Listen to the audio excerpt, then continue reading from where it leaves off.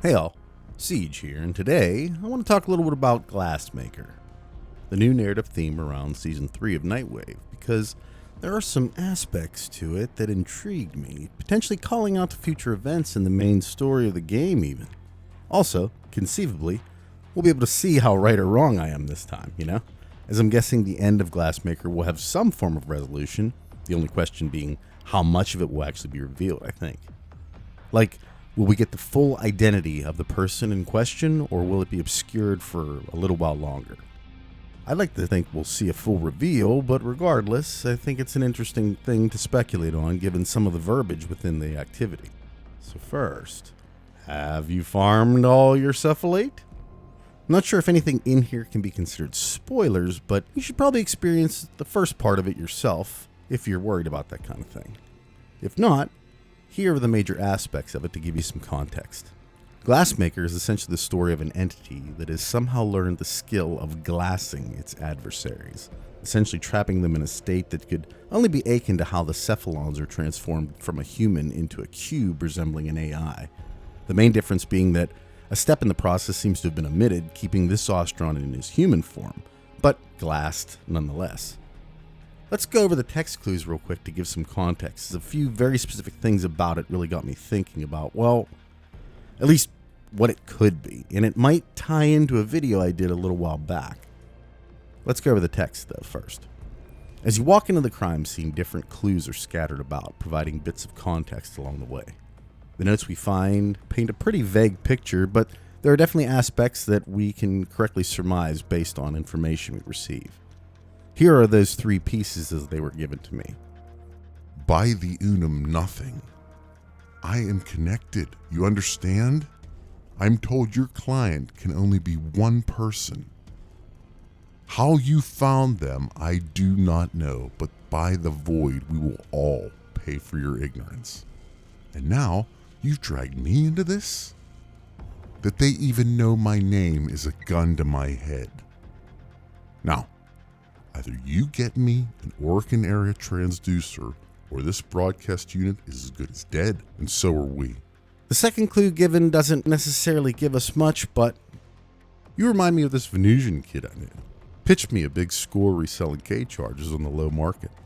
Look at all those munitions, he said, like a thresh cone harvest. Kid was talking about those lanes of unexploded Grenier field ordnance. Just drift up and pluck those detonators off real gentle. Easy money. You heard of him? See?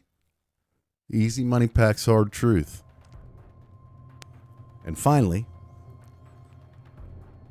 Shig, have you dropped your mind? We've chipped on those scaffolds together since we were kids. Filled your empty bowl with half of mine, every time. That is our way, our law. I'm giving you until moonfall before Elder Konzo hears you've been skimming.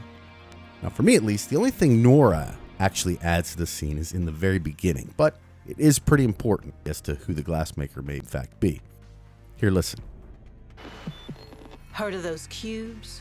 You know, cephalons, right? Probably got one a bit cracked, kissing up to you all the time. See, in the old days, crime and punishment was all in the hands of those Oregon judges, the Seven. Mercy was the quick flash of the jade light. But if they wanted to make an example, they'd suck up your soul and make you a prisoner of the glass forever. Seems like magic to us nowadays, but dreamers, someone's got it puzzled out again. Waves are buzzing, new glass is showing up. Souls getting snapped up and trapped up. All we've got to go on is this crime simula I pulled from the weave. No sign of our killer, and not a soul to tell us where they went. Finally, we head to the weave for the last bit of real info, and although admittedly there's little to garner from it, one thing in particular definitely got my attention. See if you can spot it too. I'm so glad you're here.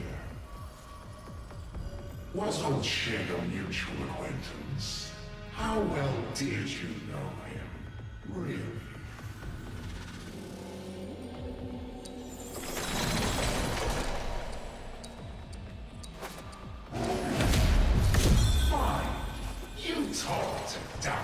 ship, if you favor the opinions of the law, of criminals, the depraved. Do you know what he did? Bold ship. Set out a selfish play against his claim. And then move to draw blood for it too. A foul necrocapitalist, a clear violator of the 401st and 623rd labor. To your association, I am now witness. Lived too long in the shadow of the tower. I had allowed myself the belief that all things work and are good as the Unum is good. Not so. Past is no tree of plenty, not all its fruits sweet. That this should be the last thing I learn. Not so. Not so. Learned at the hands of a demon, self-made. Shig, the victim you are invariably staring at, was an Ostron citizen, one who at least used to work amongst those who carved the Unum flesh on the scaffolding, and as the story goes, became disillusioned with their way of life after discovering the truth of the Orcan's rather savage ways, and that the Unum is essentially Orcan in nature. Because of this, he began to get involved in low-level crime and took on a job that became too big for him to handle, presumably resulting in what you see here. Now, if you follow the channel for any bit of time, you know I've been speculating recently on the aforementioned Honored 7 within the Orcan.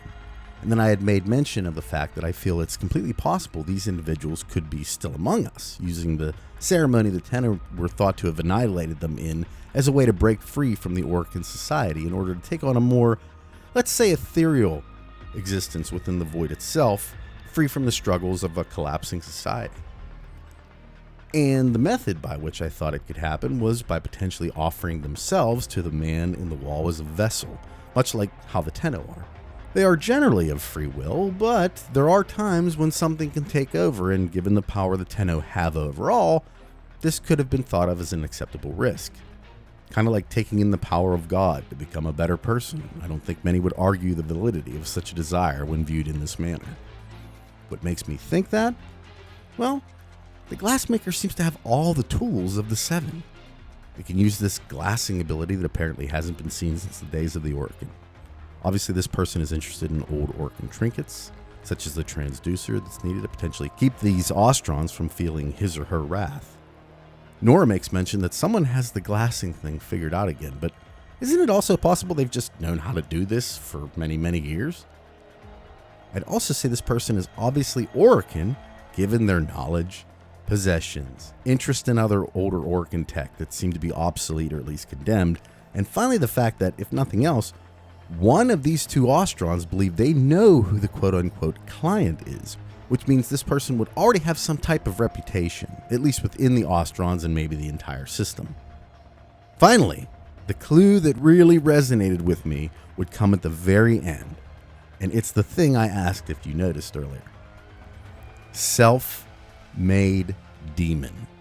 Now, sure, you can obviously say it could be referring to really anything, and I don't think you'd necessarily be wrong, but as far as I can tell, there is only one thing in Warframe that is referred to as either a demon or a devil, and that's the Tenno, especially when you look at it from the eyes of the Orcan, especially one Orcan in particular.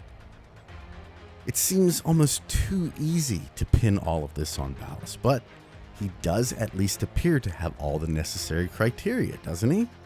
Former Orcan, executor to the Seven, was at least partly responsible for glassing and turning Orden Karis into Ordis, so he has to at least have some experience with the technique. He has a reputation amongst the Orcan, one that I'm guessing most in the system were keenly aware of. Even the voice within the breed. Oh, I'm so glad you're here. Was old Shig a mutual acquaintance? How well did you know him? Really? Although obviously distorted to obscure the true identity, has that same smoothness that he portrays when he speaks, even seeming to have a slight accent that is somewhat similar to what we hear when listening to Ballas. But of course you are. Imprisoned, just as she was. Fine. You talk to daffy old shit. If you favor the opinions of the law. I guess what I'm saying is, it feels almost too obvious the perpetrator is an older Orokin who was either intimately tied together with the Seven or was one of the Seven itself, posing as potentially a lower member in the Order to keep those trying to figure all of this out in the dark. It's pretty tough to say given the limited amount of information we have so far, but I think there are some really telling pieces of data that very much point to someone of Orokin origin, essentially trying to get the band back together, if you will, or if nothing else, reform the band under new management. And much as I want to say this has to be Ballas, I feel like it's almost too perfect a fit at this point. There's been much speculation about his obvious new allegiance to the Sentients, but if things continue to move along the way they are, it's entirely possible he's trying to just play every angle, befriending the Sentients while secretly plotting to assimilate them into his new empire, maybe as the newly crowned emperor. And if the man on the wall, or at least the presence regarded as such, has also aligned itself with this idea, something not too far-fetched considering it brings the Tenno to Ballas to get the paracesis, as well as the sentient ship to make sure the Tenno know the Lotus is after them, not to mention the end of the sacrifice quest.